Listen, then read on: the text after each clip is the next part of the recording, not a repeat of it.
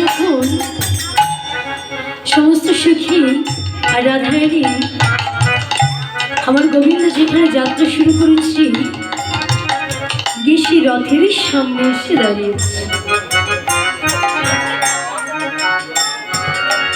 আজ দাঁড়িয়ে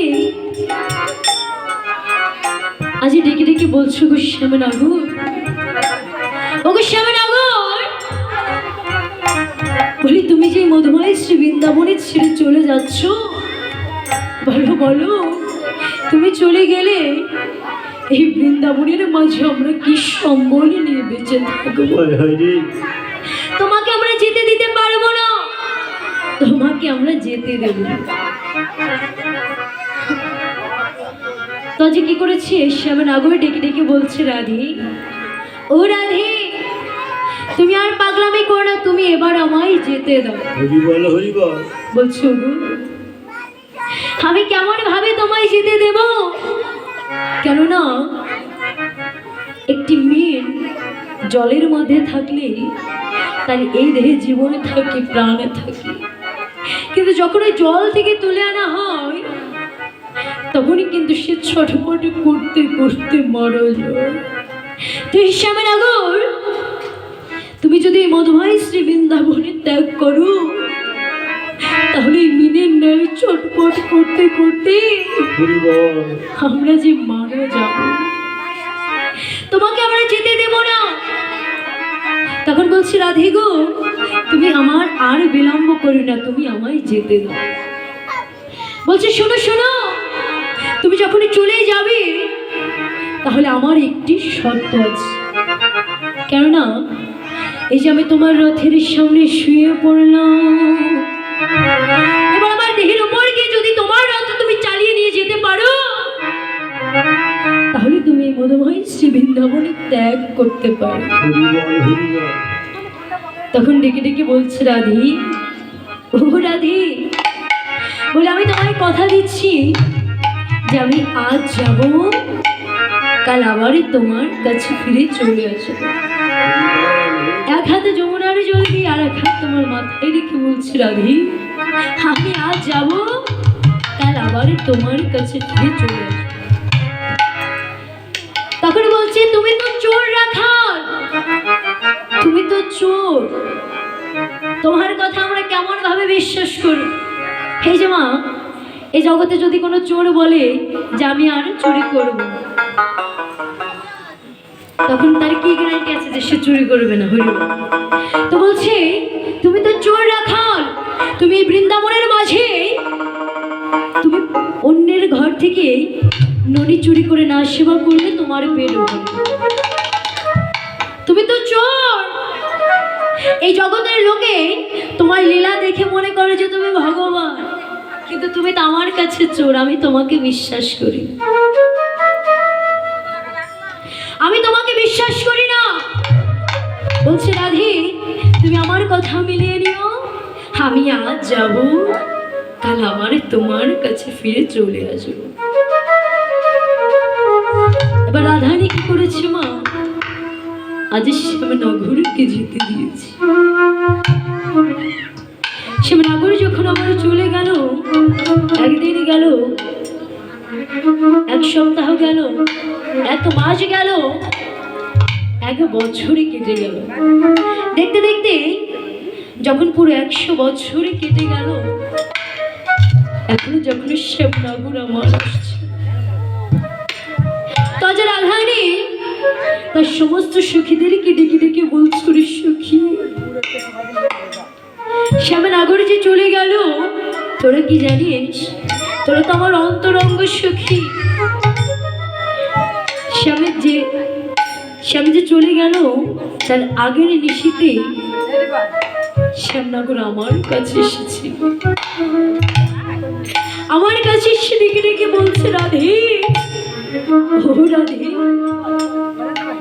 আমি তো কালে বিদায় নেব, তো তুমি আমায় শক্তি সঞ্চার করো, কেননা তুমি তো আমার শক্তি স্বরূপিণী,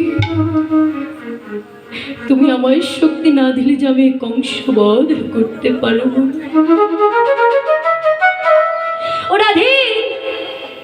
তুমি আমার মধ্যে শক্তি সঞ্চার করো, যাতে গিয়ে আমি কংসবধ করতে পারি। তো বলছো গো শ্যামনগর, তোমায় যে আমি যেতে দেব, বলে তুমি চলে গেলে আমি কি পাবো? আমি তো আর তোমার মুখ দর্শন করতে পারবো না। বলো বলো, তুমি যদি মধুময় শ্রী বৃন্দাবনে ত্যাগ করো, তাহলে আমি কি পাবো? তবে তুমি যদি চলেই যাবে, যাওয়ার বেলায় তুমি আমাকে সাজিয়ে দিয়ে যাও, কেননা যখন আমি সাজসজ্জা দেখব, তখন আমার মনে হবে যে তুমি আমার কাছে আছো। তাই জানিস সখী, শ্যামনগর আমায় কেমন ভাবে সাজাচ্ছে জানি? শ্যামনগর আমার এই মাথা থেকে সাজ শুরু করেনি, আমার পা থেকে শুরু করেছিল। কেমন ভাবে জানিস? ওরে আমার চরণে যাব পড়াইয়া, চরণে যাব পড়াইয়া, আমার চরণে যাব পড়াইয়া, আমার চরণে যাব পড়াইয়া, হইয়া বলে না, হইয়া বলে না,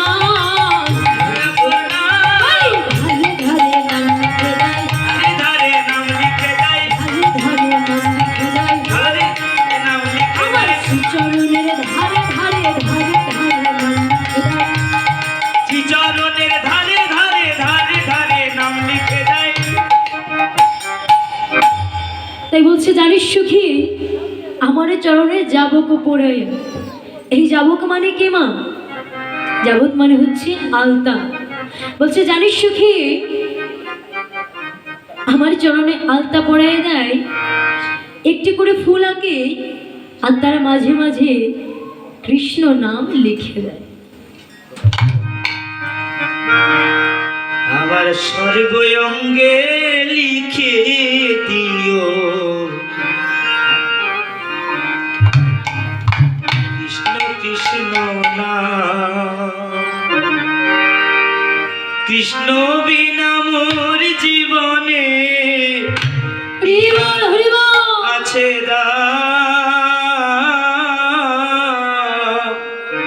কৃষ্ণ কৃষ্ণ নাম। আমার সর্বঙ্গে লিখে দিও কৃষ্ণ কৃষ্ণ নাম, আমার সর্বঙ্গে লিখে দিও কৃষ্ণ কৃষ্ণ নাম। চোখে দিও তুলসী পাতা, বুকে দিও গীতা, চোখে দিও তুলসী পাতা, বুকে দিও গীতা, চোখে দিও তুলসী পাতা, বুকে দিও গীতা। আবার কর্ণমূলে শোনাইও হরে কৃষ্ণ হরে কৃষ্ণ নাম, আমার কর্ণমূলে শোনাইও হরে কৃষ্ণ নাম। কৃষ্ণ বিনা মোর জীবনে, কৃষ্ণ বিনা মোর জীবনে কি আর আছে না? কৃষ্ণ কৃষ্ণ নাম, আমার সর্বঙ্গে লিখে দিও কৃষ্ণ কৃষ্ণ নাম। তাই আজ কি করে জানিস সখী, আমার চরণে নিজের নাম লিখে দেয়, আরে বলে রাধে রাধে, আমি তো তোমার কাছে ঋণী রইলাম, আমি তো এই ঋণ শোধ করতে পারবো না। তবে রাধে গো, আজ তোমারই চরণে আমি ডেকে ডেকে কেঁদে কেঁদে বলছি, রাধে ওরে আমি তোমার চরণে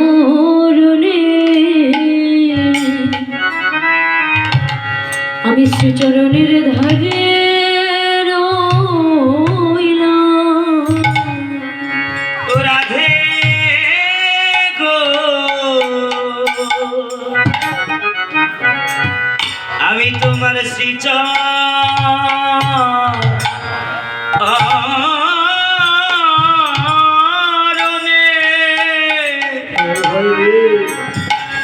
শ্রীচরণের ধারে রইলাম। ওরে রাধে গো,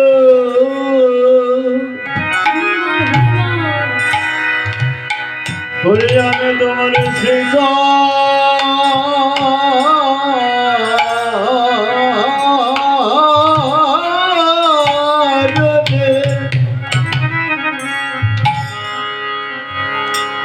চরণের ধারে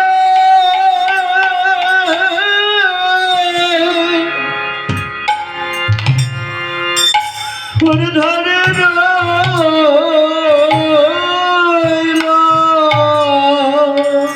আমি অনুগত,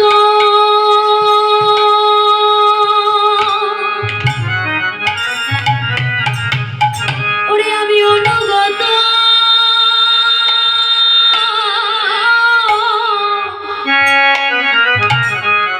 ওরে অনুগত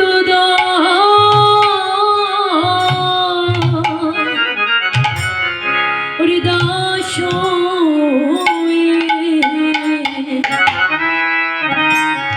রাধে তোমার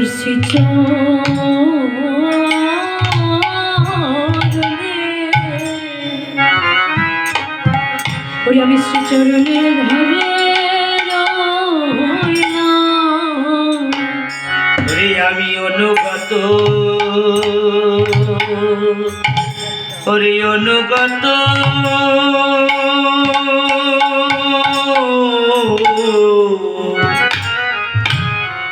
দাস হয়ে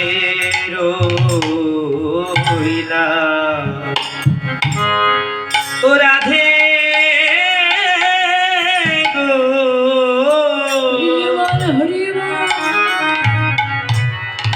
রাধে আমি তোমার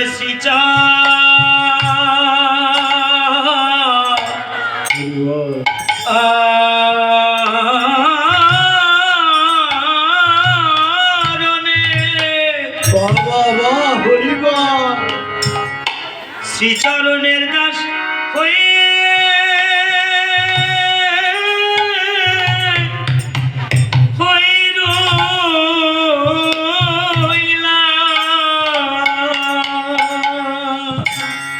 আমি তোমার অনুগত,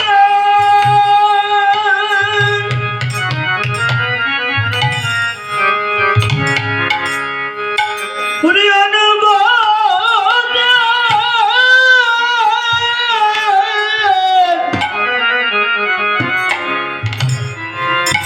ওরে বসে রইলাম।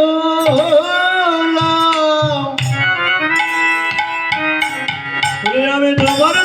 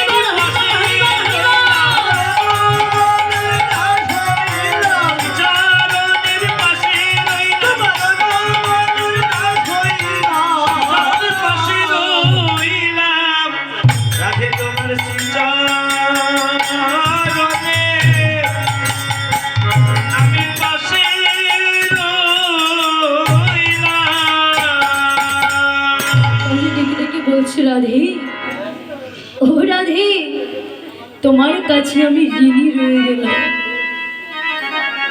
তখন সখীদের কাছে ডেকে ডেকে বলছিল, রে সখী আমার অঙ্গে যে বেশভূষা দেখছিস, এই সবই কিন্তু আমার গোবিন্দের দেওয়া। তো গোবিন্দ ডেকে ডেকে বলেছিল, রাধে, এই ধার শোধ হবে সেই কলিযুগে, কেননা এই যুগে তো আমি তোমার ধার শোধ করতে পারবো না। তুমি যেমন কৃষ্ণ কৃষ্ণ বলে কেঁদে বেড়াচ্ছ, সামনে আগত কলিযুগে আমি হব গৌর।